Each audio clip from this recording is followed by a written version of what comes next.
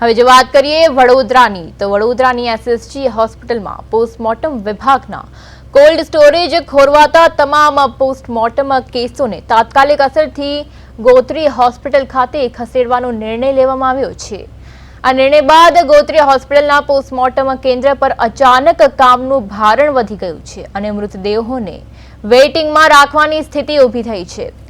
હોસ્પિટલના વહીવટી તંત્રમાં ચાલી રહેલી આંતરિક ખેંચતાણને કારણે વ્યવસ્થા વધુ કથળી હોવાના આક્ષેપો સામે આવ્યા છે।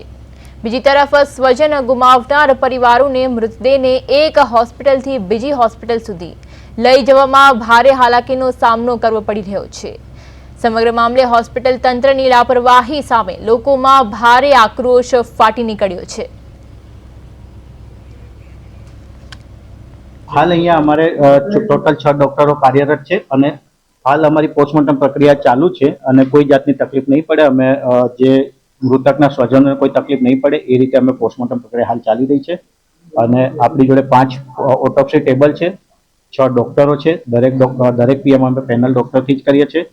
जे दुर्घटना घटी जे अमने टेलिफोनिक जाणवा मळी ए अत्यंत दुखद घटना है, कारण के डॉक्टरों जे एसएसजी हॉस्पिटल है खूब ज जूनी हॉस्पिटल है, त्या अत्यार सुधी डॉक्टर खूब सारी कामगीरी करी है, जेथी ए केस में कायदाकीय राहे कई एनु निकाल आवे एवी अमे मांगणी भी करीए छीए।